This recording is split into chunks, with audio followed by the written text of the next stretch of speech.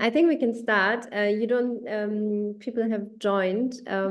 So even though you might don't see all of them, there are lots in the room. So I'd like, since we have only an hour, I'd like to start now. And welcoming you all to this new format called Global Perspectives On, where it's a new series, digital series that we started from our dialogue platform based here in Berlin, Global Perspectives Initiative, who, for those who don't know us. And we'd like to, on a regular basis, and current trends and developments on the African continent that also affect the Europe-Africa relations and cooperations, which is at the heart of our work. And we'd love to do that with leading personalities in different sectors, like all of you here. So I'm very happy that you made it today for this early morning hour for you, Shikoh, and others afternoon. So today in this first session, we'd like to speak about AI and AI developments on the continent and its relevance for the economic growth on the African continent. And I mean, AI is in part of any discussions at the moment. I think right now, also the EU Parliament is deciding on the EU AI Act. So this discussion could perhaps not be more timely, but a great coincidence. So I'm happy also to hear your perspectives on that in a bit.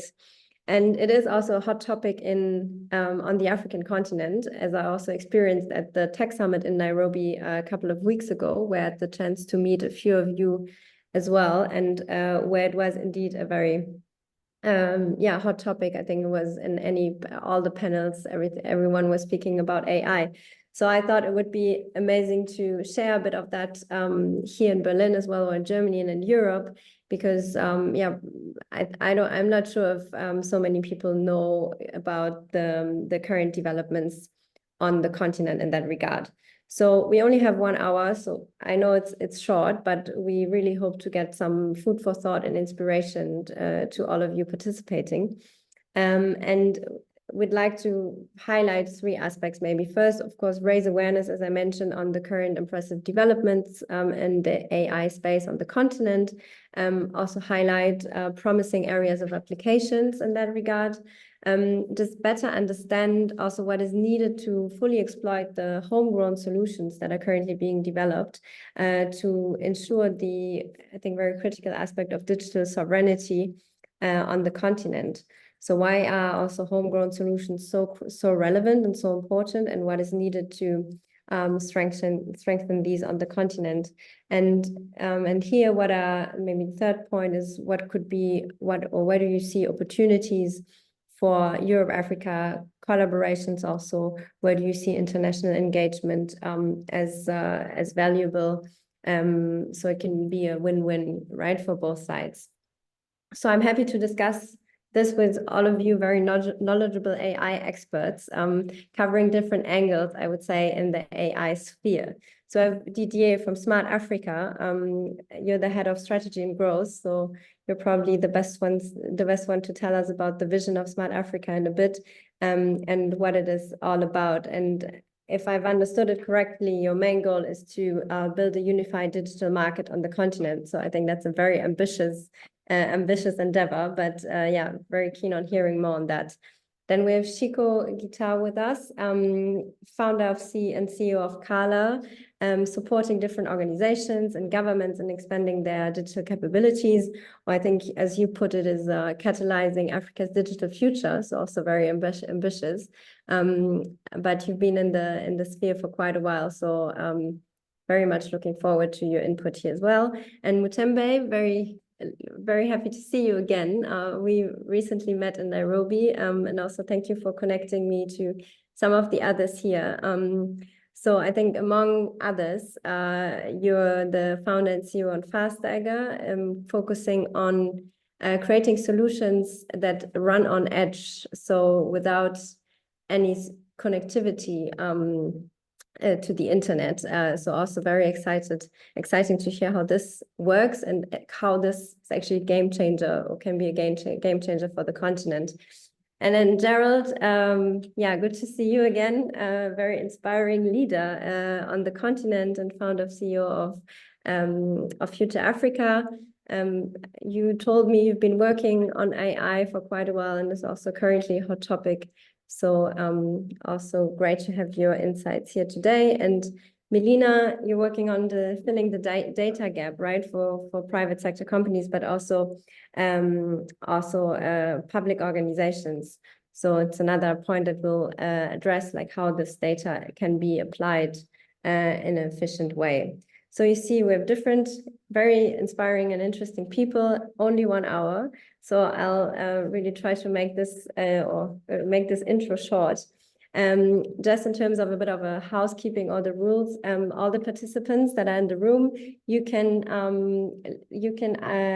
write your questions in the Q&A section, and we'll definitely try to cover most of them in the end of the session. And here in that room, I would say, please feel free to jump in at any time and react and reflect on what your peers here say.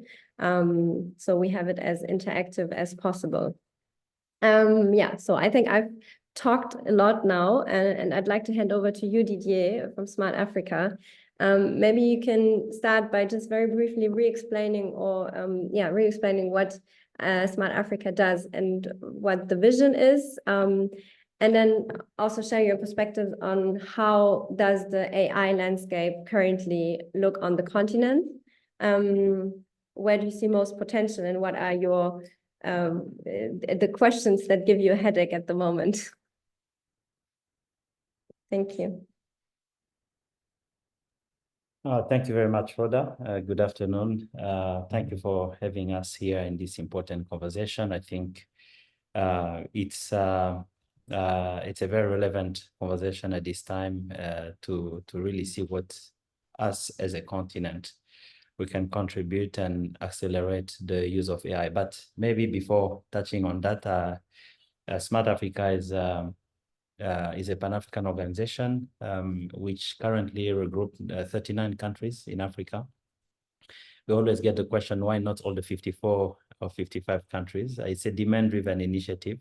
And only countries that really committed and would like to leverage this platform at the highest level, from the head of state, the government, are the one that have joined so far. The others are still in the processes, and we also appreciate that countries have their own way of joining and their own processes of joining. So the 39 member states are from all the different regions in Africa, and we can certainly say it's the largest digital coalition that exists in the world, with the highest level of political will to leverage Africa as a wide market beyond our respective national or domestic market that we currently have. And for the last 20 plus years, countries have been really seeing technology with a very domestic focus, but while understanding the potential of regional integration, but it has been largely untapped.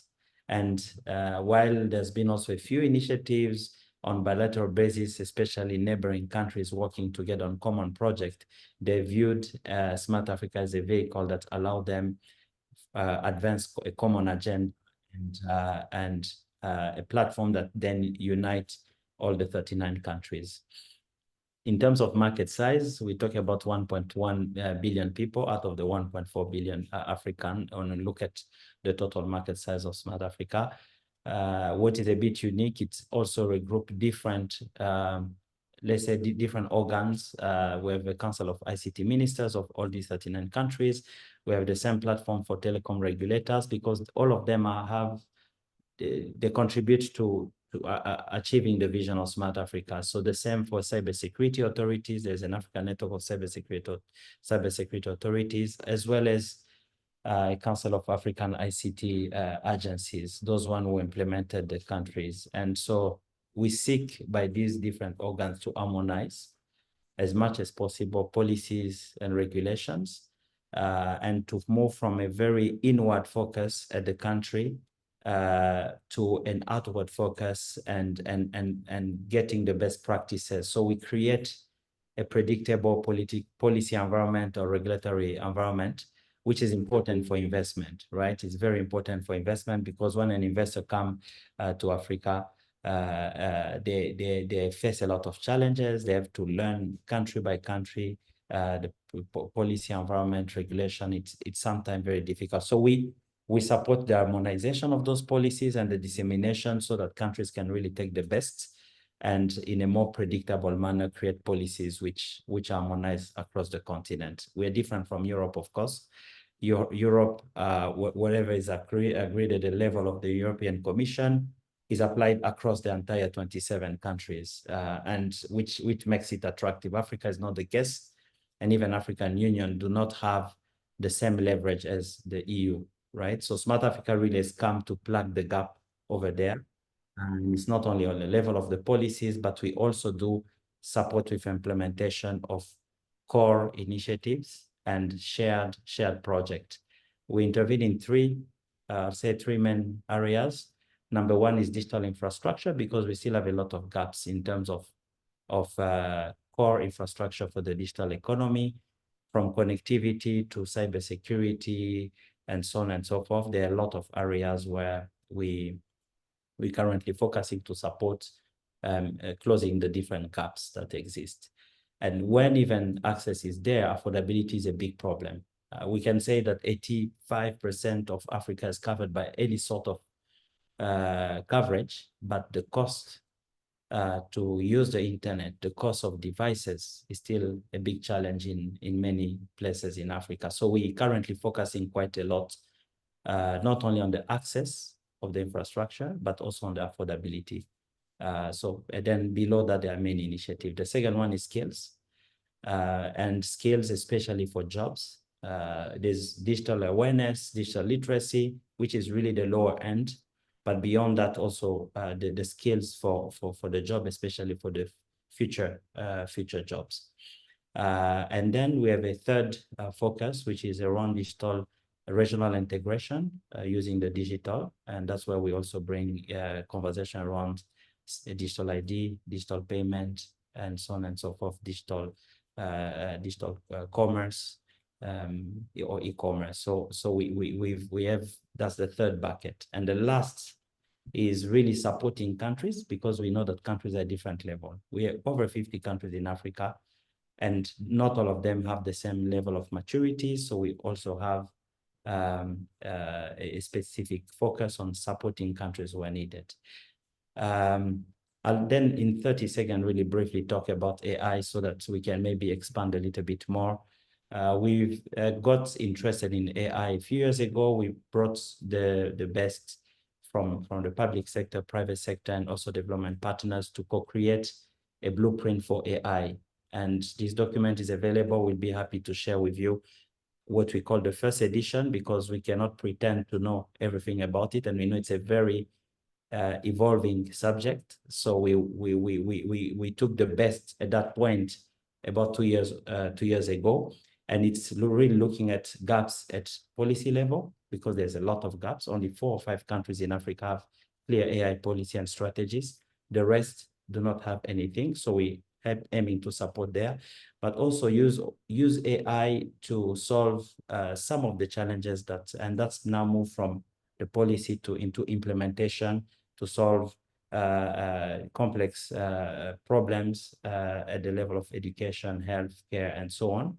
And the last parts also bring capacity building. So I'll probably have a bit of time to expand later on about what we've done in that space. Thank you.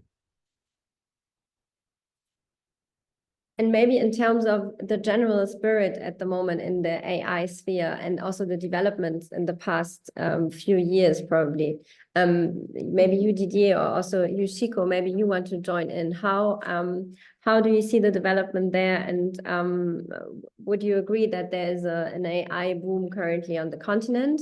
And what are maybe main or leading nations in that context? Good morning, everyone. It's morning, very early in the morning here. So it's good afternoon, everyone. So every time I get this question is, what is the status of AI in Africa, and who is the front runner? I say, what AI in Africa? Yeah, for you to think about AI, you have to think about the components that make an AI ecosystem. Yeah. Didier has touched on one of those fundamental ones, is that only 4 countries on the continent have any form of write-up. I wouldn't even call it policies. Some of it's just like suggestions around AI, right? But if you're to just take a couple of steps back, is what makes AI, I'm sitting at the heart of AI right now. And when you think about what are the things they've put in place to be the front runners and to be the powerhouses of AI, is they have a lot of data sets. I was in a session last week at the World Bank where somebody said only 11%, Africa contributes 11% of the current LLM data sets. And I feel that that is even an overstatement, to be totally honest, based on the current context of the work that we are doing, right? So let's start with the foundation. We don't have enough data sets on the continent to be able to build into an AI ecosystem. Because if you're talking about AI, the raw material of AI is the data sets. We don't have enough of that. And in our thinking about this, is every time I study about AI and the data sets about it, there's a what is it called? A mental dissonance for myself, because it's primarily thought of in English, right? And I love it that this is happening in Berlin. So this is something you might be familiar with. And I know between Berlin and Italy and France, there's this whole thing about gendering language. That does not happen in English. Yeah. So a bridge is a woman in France as opposed to being a man in Italy, or the other way around, I think. Yeah. Or in Germany. Yeah. The feminization of or gendering of language is not happening in English. It does not happen in English. In Africa, the nuances are even much, much deeper. And it's something we call data systems. Is how do we organize our knowledge in a way that makes sense to us? There's a word that can mean 5 different things depending on how it's being used. That's a data system. It's not being captured in the current AI, especially the LLM part, because AI is not equal to LLMs and ChatGPT, but speaking on LLMs, the current capturing of LLMs does not capture what data systems look like for the continent, especially with our 2,000 languages, right? After data systems, now we have data sets, we have systems. What next? Who is building? What are we building? Yeah. And that comes to talent. Do we have enough talent to do this? Yeah. So I was reading an article yesterday where startups in the US that are highly funded and able to attract great talent from Meta, from Google, from all these other people. We don't have that talent on the continent to be able to be building models that are relevant. Yeah. And yes, many of us, Mutembei here and others, want to be able to research and contribute to the continent because we live on the continent, but we miss the one critical thing that will attract any AI researcher, and that is infrastructure. We are doing our scoping, and if somebody finds a supercomputer in Africa, please point them my way. We don't have a big enough supercomputer on the continent to do the research that is needed to build some of these models. Every time I speak to somebody, they say, oh, you don't need a supercomputer on the continent, you can run it on the cloud. Why are they not running it on the cloud themselves, right? So we don't have that. And finally, the use cases. We have an amazing numbers of use cases. Yeah, so Mutembei is working on some. There are many people on the continent working on health, on education, on agriculture, but all they're doing currently is based on data that is not ours. So even on the use case front, this is how use case, in just very basic, is how people use the technology. It's the layer that uses the technology beneath it, is still not African enough. So I'll give an example of a health tech that we are working with. So cancer is one of those diseases that kills, but can be treated, right? And in Africa, and it takes about 90 to 120 days to get a cancer diagnosis. You know why? Because we have less than 3,000 pathologists on the continent. How do we make sure that we are able to serve our continent? And that's a great use case, is we create our collective knowledge for these 3,000 pathologists. What do we do this is we collect as many specimens as possible, we label them, and you put them accessible so that they can be used as AI with computer visioning and AI. Awesome, they become a copilot for pathologists. Love it. Then somebody will say, oh, but there's an open source specimen data bank for cancer somewhere. And we talk to pathologists and they say, yes, there is, but how cancer manifests itself in the West will not be the same way it manifests here.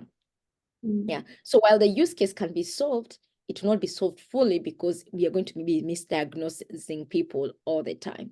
And for me, those are the foundational things when you talk about AI. And we've argued this with many people across the continent. There is no AI in Africa until we put the foundational elements in place. That is my argument. Thank you.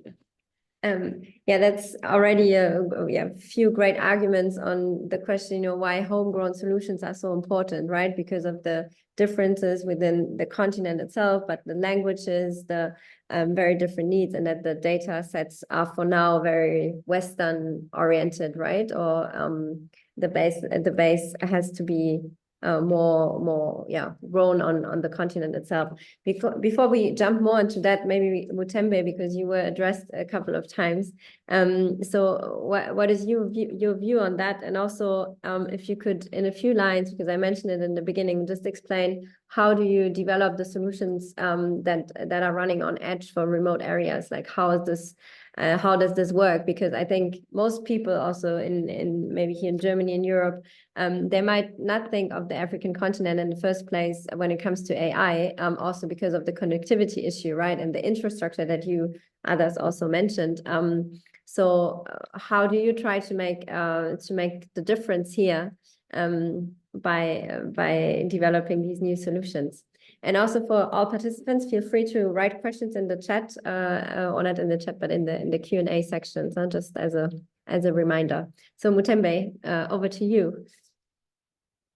Okay, thank you, Rhoda. And I'm in complete agreement with what Didier was saying about even what Smart Africa is working towards. And I used to work for the German Development Organization, which was like heavily participated in like setting up Smart Africa. And I also wholeheartedly connect with what Shikoh is saying. We started our sort of journey using AI tools for solutions in Africa about in 2016. I'd just come back from Japan from my grad school, where part of grad school was actually going to the Japanese supercomputer out in Kobe. And that's what made me realize that, okay, we actually are not doing AI in Africa. Like we even don't have the resources. I believe like there's a cluster that they're trying to come up with in South Africa, where Shikoh did her PhD, and there's something they're trying to do in Morocco, but we really don't have like dedicated supercomputers that are anywhere in the rankings globally. So as Fastagger, even the name says it, right? Fast tagging. We really believed that, if we are to democratize AI, we need to get enough data and label it for the continent.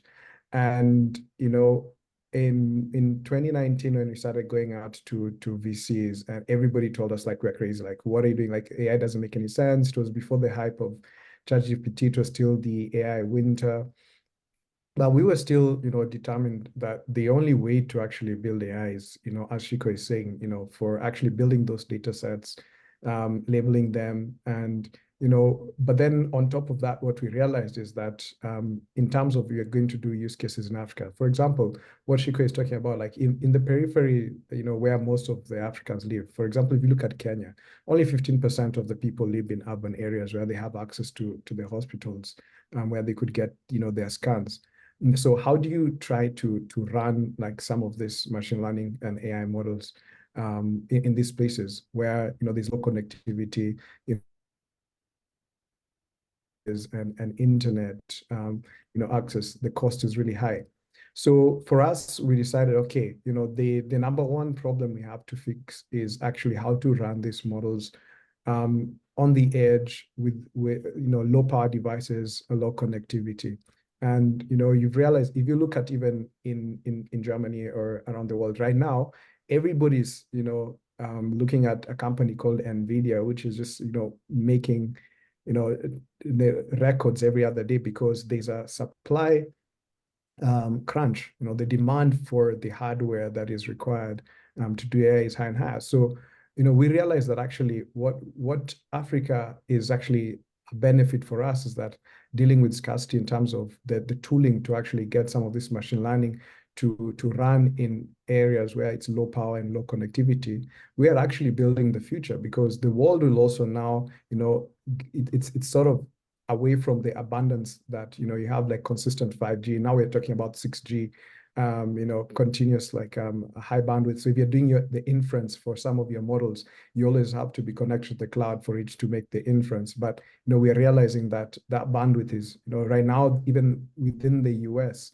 the electricity grid is being affected by the amount of, training of models that's actually happening there, right? And so we realized that our solution at Fastagger of building tools so that you can be able to, come up with compression algorithms, make smaller models, because it's not, the reality even, Andrew Ning, one of the pioneers in the AI space, actually did say it, right? That, we are actually already approaching some of the limits. If we're talking about generative AI of the LLMs, just larger and larger isn't necessarily going to be better. And we have startups in Africa like Lelepa and others who are trying to see, okay, how can we actually do more with with more specific models?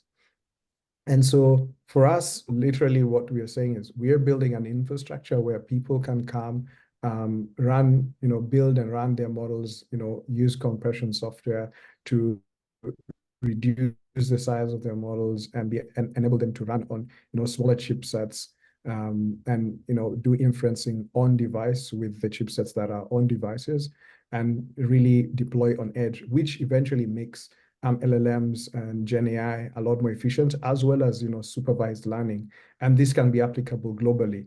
We saw the need for us to do this in Africa, especially because for us, when we started, we were going out to actually collect some, Dr. Shikoh actually mentioned something else, about in the healthcare space. Right now, there are papers coming out of in Africa or at Stanford, where in the dermatology space, a lot of, for example, if you think about the some of the 7 neglected tropical diseases, most of them manifest on the screen, on the skin.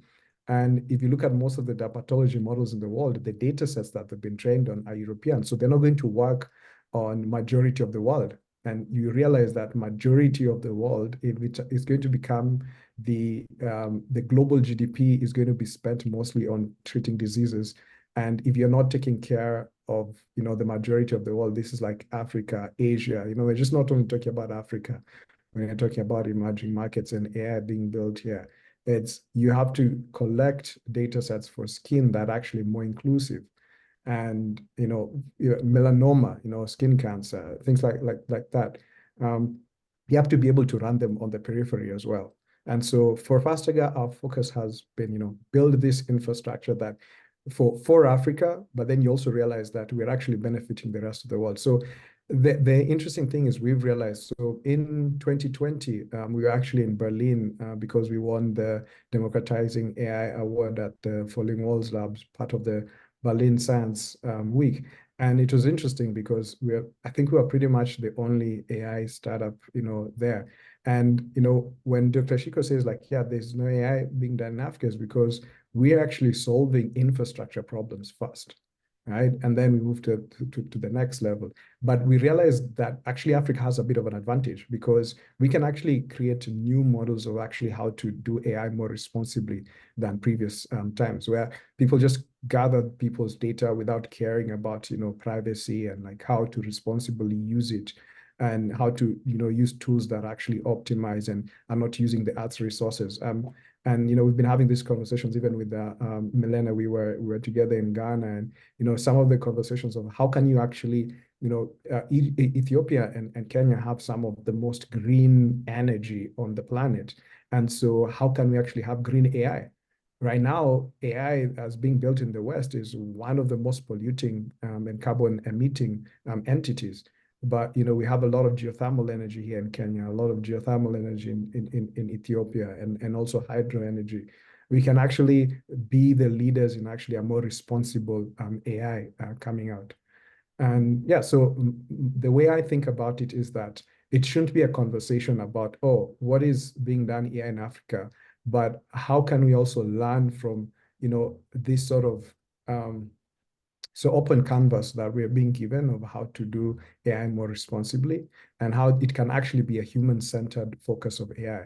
Because if we look at the way AI is being developed in other parts of the world, it has been mostly for use cases that are very, very commercial.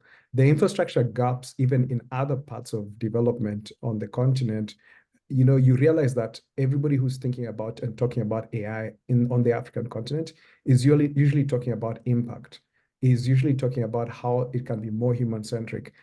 Dr. Shikoh is working on, on cancer, how it can be used for more people. Like, so an interesting fact is 80% of cervical cancer is in Africa. So the work that Dr. Shikoh is doing is very commendable. You look at also what Mellena is doing, where you're actually, getting data that can actually help economies grow, not necessarily one company to dominate over others, right? And so the scope actually, I would also look, I'm taking from Telliscope, from Mellena, is that the scope we should look about AI in Africa is more of like, how can AI become more human and really solve human problems rather than commercial problems for people. And I think the world can actually learn from Africa in that regard. And we can actually have a more, the relationship we have with AI going forward, because it's not going away. Like whatever we are building is not going away. And so it can be a better relationship with the technologies that we are building around artificial intelligence. I think there's a lot that Europe can learn from Africa. I'll get to that maybe at the end of the session. But from what you've all said so far, I mean, it's getting pretty clear why we need local homegrown solutions, which is also the discussion of today, right? Like AI from the continent for the continent. But then the question is, how do we get there, and how do we reach these economic implications also that this will have, right? I think you, Mutembei, mentioned in an interview recently that AI could reach or could add up to, I think, 2.9 trillion USD to the African GDP. So how do we get there? And also, so there are maybe three aspects that I would like to address. So first, the regulation part, also because, today the EU AI Act is decided on. Second, maybe dive a bit deeper into the skills issue. And third, then also investments and partnerships, because if also Shikoh, if I understood you right, there's still a lot to do. There's still a lot to work on, which is, I think, a very realistic view that you described, or perspective you described. So what is needed there, and what can also international players contribute to that? And then maybe before we dive into the 3 points, one question that I often hear is, when you're in the African mega cities, let's say, or main cities, you see a lot of Google, a lot of Microsoft, and all of the tech giants. So is this representing, let's say, a danger for local solutions, or is it rather supportive? So maybe Shikoh, you've worked with the tech giants as well, or still working with them. How do you assess the situation? And maybe Didier, also, I'd like to hear from you in that regard as well, to what extent you work with these international tech giants. But maybe Shikoh, would you like to start? Okay, thank you so much. Yes, I've worked with both Microsoft and Google in my career, and we continue to partner with even some of the AI companies. It's not wrong to work with them. They are doing a phenomenal job. What we need to do, and it's something I tell people, is use the power of influence to highlight to them the need to invest more of locally relevant and contextual technology for the continent. And I've had these arguments with my colleagues when I was in these companies before, and with current people there. Africa is still very, very far in terms from a commercially viable investment. But my argument for them is, you have to look at the long game. Yeah, in 2100, which is 75 years from now, right? Our Africa will be the home for one of every 2 babies born, right? okay, let's bring it down to like our lifetime. In the next 25 years, Africa will be the world's workforce. 1 of every 3 adults of working age will be on the African continent. Yeah. And we are a young population. Currently, we are 19.5-year-old average age on the continent of Africa, right? And in 2025, which is like next year, I was saying 2 years, but no, it's like next year, it will be 17 years. We are a continent of 17-year-olds. We have the largest mineral deposits, and Africa is becoming woke. The governments are becoming woke. You've seen what is happening in Ghana and West Africa.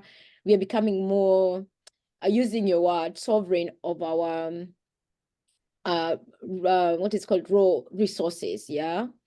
So we are taking more power on our natural resources. That's what I was looking for. Yeah. And raw materials.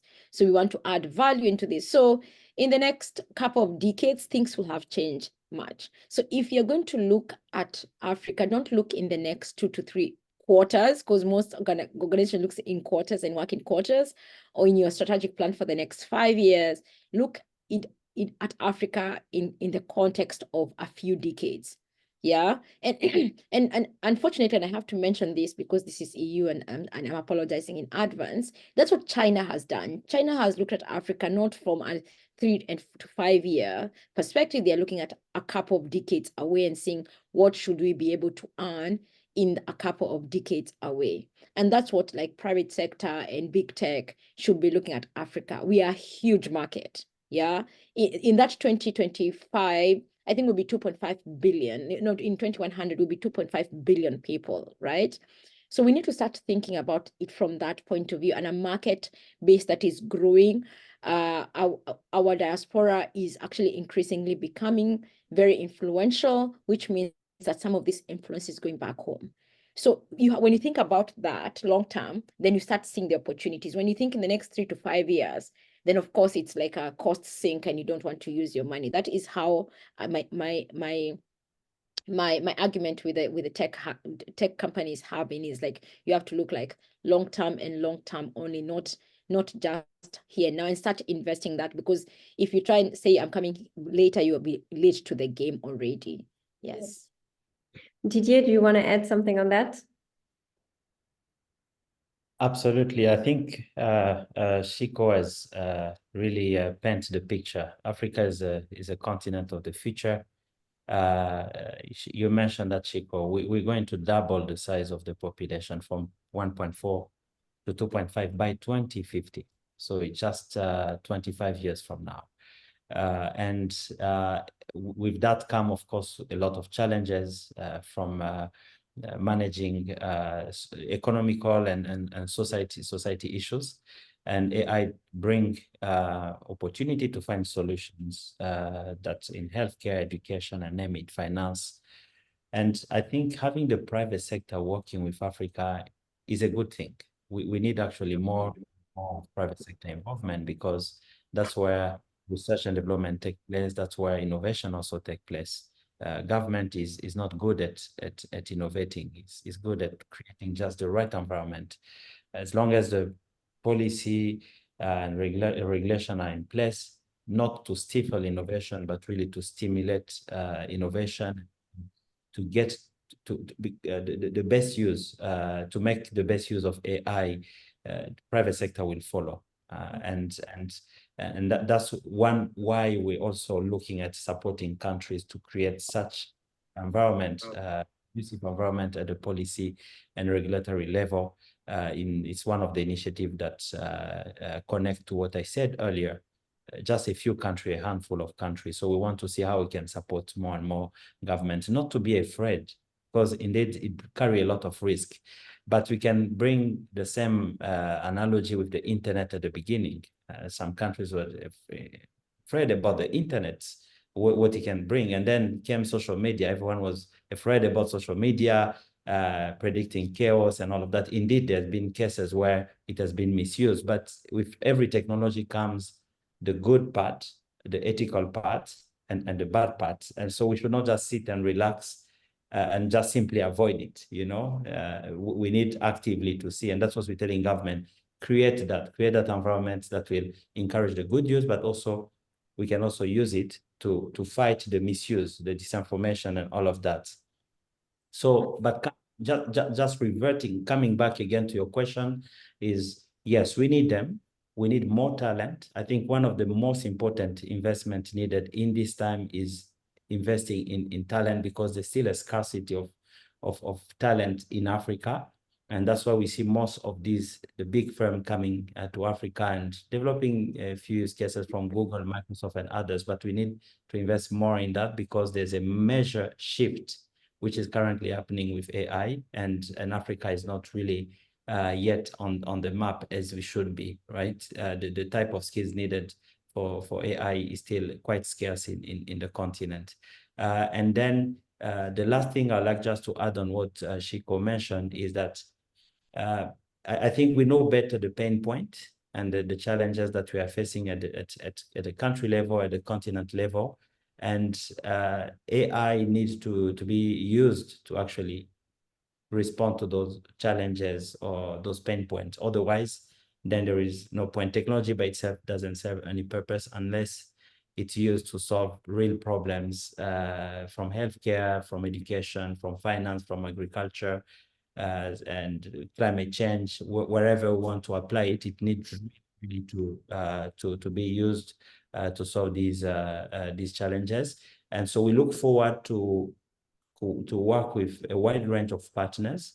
We've been crafting a program, an accelerator program for solutions to support the development of solutions that can resolve those problems. So it's really still a concept stage. It's something like an AI uptake accelerator program.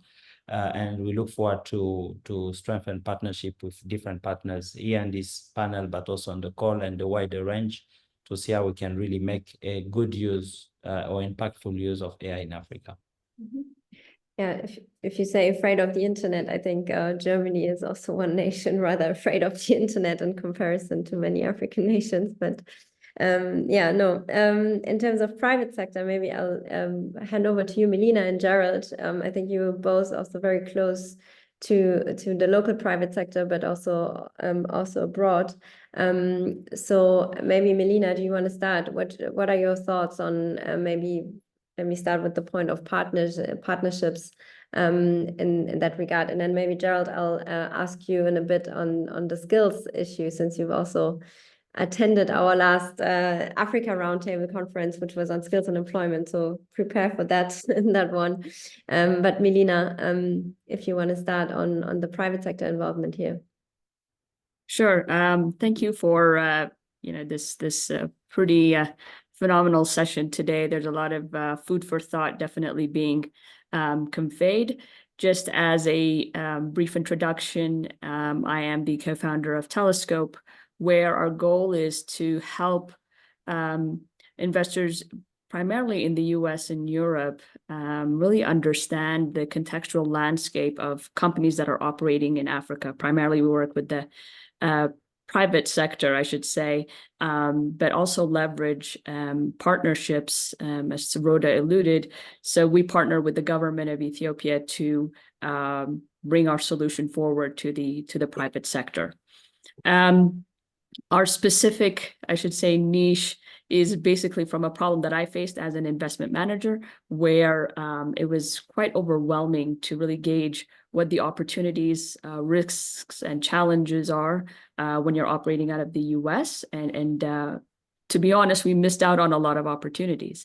And so this is where we thought, we can leverage AI, but as some of the panelists have already mentioned, the lack of data seems to be a critical issue. And so our goal is to fill that need by working with the private sector and crowding in some of that information to help really investors make much more confident and thoughtful decisions. Now, I think Africa is in a very unique or has a very unique opportunity. Mutembei mentioned this or touched upon it earlier as well, where there's a lot to learn from what's already out there. I don't think we need to be scared of the opportunity of AI, and definitely there will be some examples or some bad actors out of it, but there is a lot to learn. And I think it's carving a niche for where Africa can play a significant role that is different from what I'd say the global West or the global North has done. And I think because of our just our sheer scale and the opportunity that we present, there will be opportunities where we can leverage our unique use cases that are attractive for global markets. I'll leave it at that. Thank you. And maybe before I get to the questions from the audience, I'd like to address the skills topic that I think all of you mentioned here. So I think there are two dimensions to it, right? First of all, also the trainings and development of skills for those who are then applying or using the data, but then of course also those who can develop the solutions, right? So Gerald, what's your view on that, and what are maybe recommendations from your side or points from your side? What would be needed to develop more of these skills, and what specific skills do you see that are needed? Thank you so much, Rhoda. I think I would love to piggyback off what, the panelists earlier have mentioned, just in terms of the importance of having a strong foundation to actually be able to build from. And I think there's a layer that Dr. Shikoh touched on, which is very, very important. But to get to that layer, there's another layer, which Didier had also mentioned, and that's the infrastructural layer. We still have 600 odd million people who don't have access to reliable power, and we are living in a digital age, right? We have, like Didier mentioned, the cost of access is very expensive. So to be able to address skills, and at mass and at scale, we need to have reliable access to basic infrastructure. I think that's the first starting point. I think that the ability of young people is present. It has been shown, we have great innovators like Mutembei here who are trying to actually create solutions to solve for some of these issues. The second thing I'll then mention is, I think, the one on alignment, especially at a policy level and with policymakers, for private sector to actually flourish. There has to be initial investment that has been made by governments. There has to be a local level type of investment that's also there. By local, I think, my view is less on trying to outsource help to solve for some of these things, but how do we get together as communities, even at a very small scale and small level, and begin to actually tackle and address some of these issues? I mean, I'm saying so because I was listening to Mutembei speaking about, the impact that AI has on neglected tropical diseases. Neglected tropical diseases is an area that we work in as well, and we have an understanding of. But, I had no idea that this is an area of interest. This is an area where, there's an African organization solving for this. So I think to be able to connect, at a south to south level is very, very important, and begin solving at that level first. And then there's an aspect about looking and preparing, the current talent and skills that we have for a global market, and thinking beyond Africa. So I think people like Mellena, when they're thinking of it from an investment perspective, one of the key things is, when they're investing in people, they're investing in talent. So we need to make sure we have a talent pool, that can solve for not just African problems, but also for global problems, because there is an opportunity there. There's an economic opportunity, for the continent. So when we look at, because we work in the area of employment and livelihoods, when we are looking at this, we are looking at this holistically, but trying to look at it from where does it actually begin, to be able to enable young people, to be able to enable the critical mass required when we're speaking of a strong talent pool in data science, machine learning, AI development, etc. We can only do that when we have a very strong core, a very strong sort of infrastructure that's affordable, that's accessible, that is relevant. And then we have the ability to solve for local issues, but also the ability to be able to then solve for global issues. And I think everyone here agrees that, Africa is a very young population. Europe is an aging population. And to Dr. Shikoh, I mean, I agree that the Chinese template is actually one that is very interesting and perhaps one we can actually learn from to a certain extent, because they have managed to plug in gaps along that entire value chain.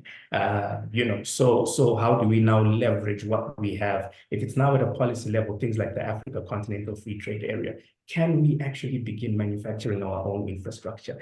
Can we actually begin value adding, products which will allow us to then build infrastructure that allows us to actually build a very strong core, a very strong base, and then we begin to build the skills on the basis of what is it that we require. So I think from a skills perspective, that's, one of the things that I can mention. And I know we've had discussions before, Rhoda, and we have a couple of discussions that we have lined up as well, purely focused on that, purely focused on even just Africa-Germany sort of relationships in as far as skills are concerned. These conversations I'm having here, with a German group, very interested and keen on tapping into African talent, digital talent. But there's, for that to happen, there's a couple of things that you have to consider, at a regulatory perspective: tax issues, quality issues, language issues, and a couple of other frameworks that need to be, established for that sort of interaction to take place, between people who are at a local level. So I agree, in essence, in that there is a lot of work that still needs to go into this, before we can actually say we have a strong, vibrant, and sort of active AI ecosystem. But I'm also very, very encouraged because, there's a lot of young people who have risen up to the occasion and to the challenge. There's a lot of great talent that we have that's looking to solve for this. The one area of frustration I have is I think we have to connect more. We have to collaborate more. We have to influence policymakers more. And when we have a common position, because one of the things that came out of the skills conversation in Germany, Rhoda, was that African delegations that came, or governments, etc., they did not present a strong case and a convincing case, right? So we have to, pause, reflect, and see what it takes to actually build a convincing case to be able to attract the type of investment that is available internationally for us to be able to unlock this. So a bit of a mouthful, but I think there's just so many components that have to go into, just solving for skills alone. Thank you. Thank you, Gerald. So since we only have a few minutes left, I would really like to approach one or two questions from the audience, especially because they cover two aspects that we didn't get the time to really touch upon. So first, best practices. So there's one question is, what are the countries that have actually something written up on AI? If I understand the question correctly. So what is one best practice example that one of you maybe can share?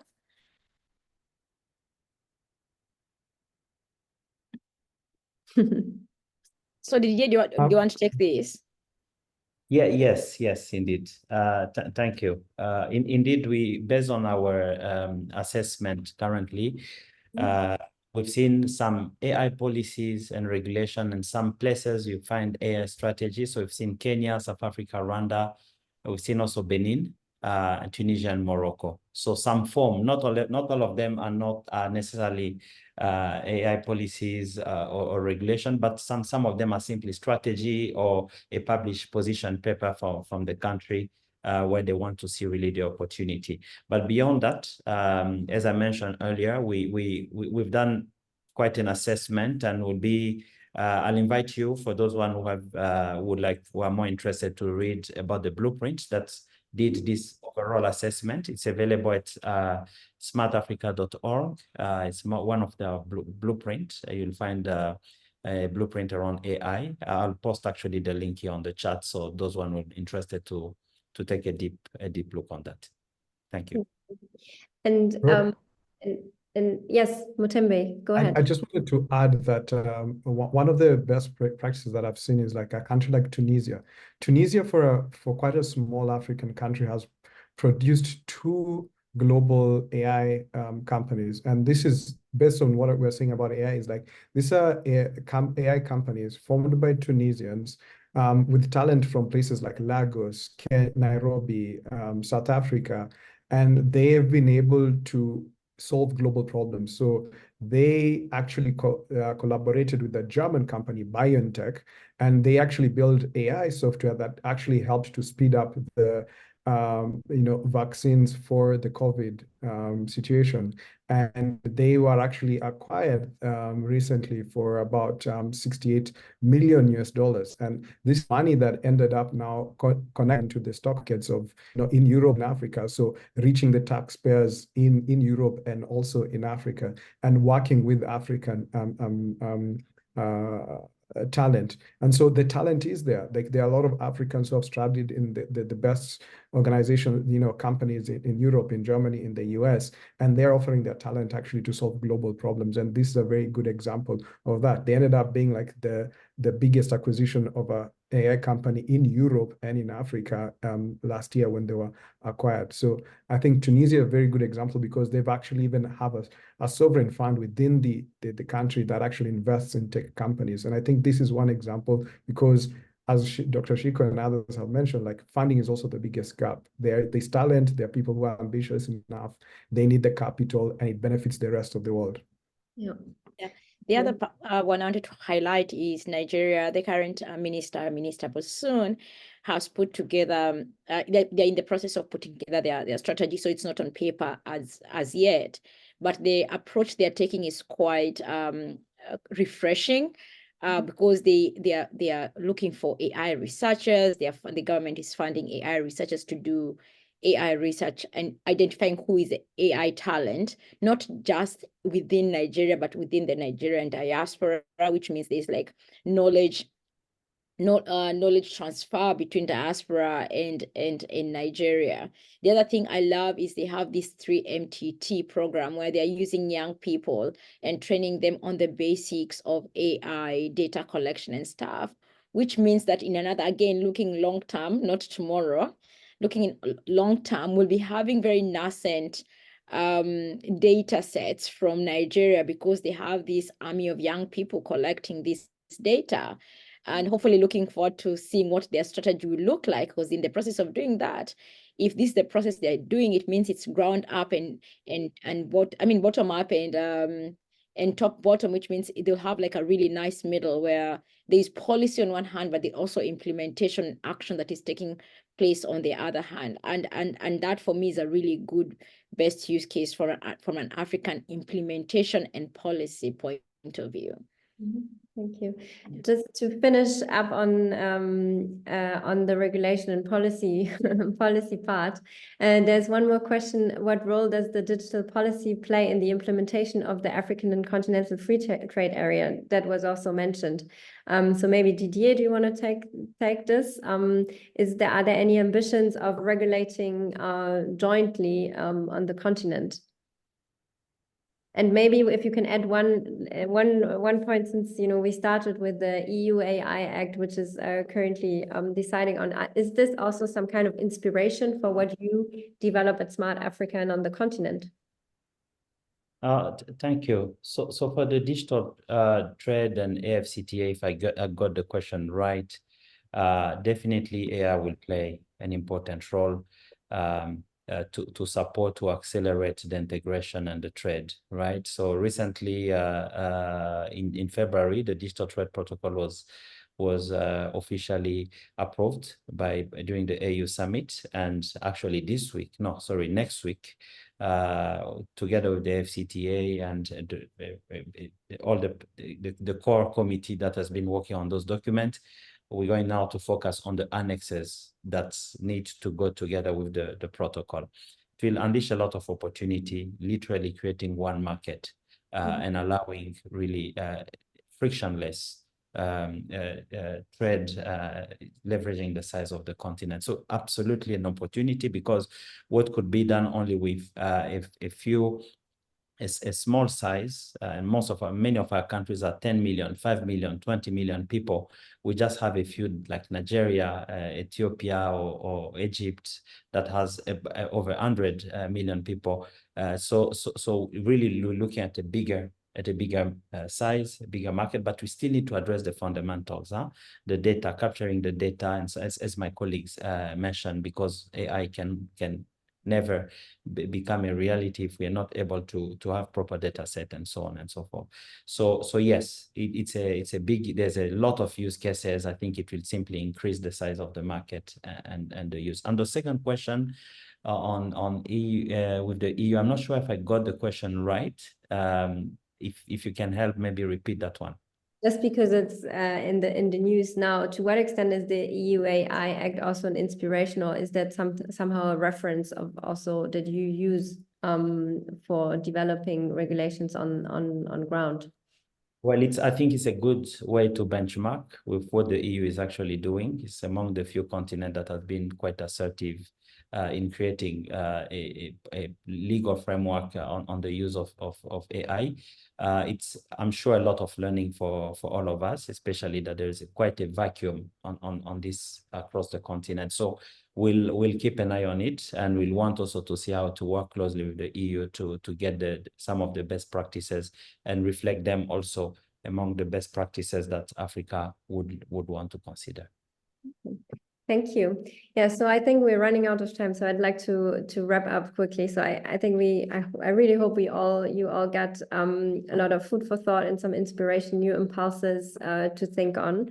And I think there's really a lot that Europe also can learn from the continent here, especially in the AI sphere, where I feel, you know, developments are also going simultaneously somehow, and in terms of digital savviness anyways. And as some of you know, what can Europe learn from Africa is also one of the key questions at the heart of our work. So maybe to finish the session, I mean, I'd love to ask all of you, but I'll maybe choose just one, maybe Mutembei. What are your thoughts when you hear the question, what can Europe learn from Africa in the AI context or beyond? I think I'll go back to the idea of how to make AI more human, in terms of whether you're thinking about the use cases and how to engage with AI. I think also I'll refer people to Dr. Shikoh's paper that was written about AI in Africa. And I would say, really, if we're thinking about AI is something that is actually going to teach us to end up being like going back to our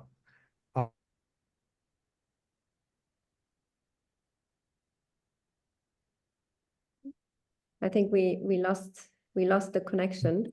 That's sad in the end. Sorry, can you hear me? I think we Now we lost. can. Yeah, now we can. Yeah. Okay, yes. I was just saying, if you look at Africa, and historically, Africa has been a very community-driven society. If you think about Ubuntu, I think you know, the world can really learn from Africa in terms of how if that is actually copied onto what is happening with AI, then we will be less afraid of what AI is. And actually, AI will actually be able to automate a lot of roles and actually allow us to become more human.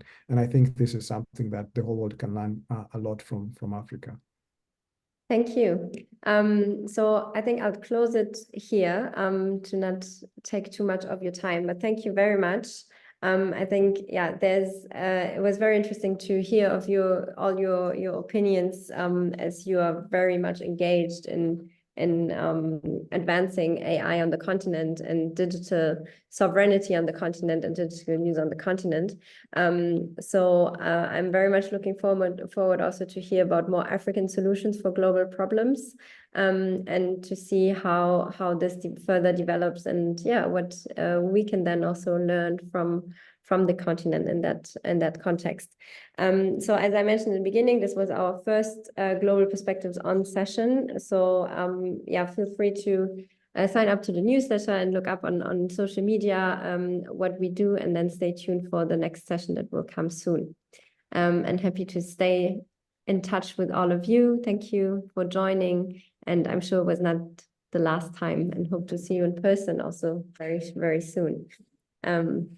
Yes, thank you, and have a good afternoon or morning to New York for you, Shikoh. Thank you. Thank Thank you. you. Thank you for having us. Thank you. Thank you. Bye-bye. Bye, everyone.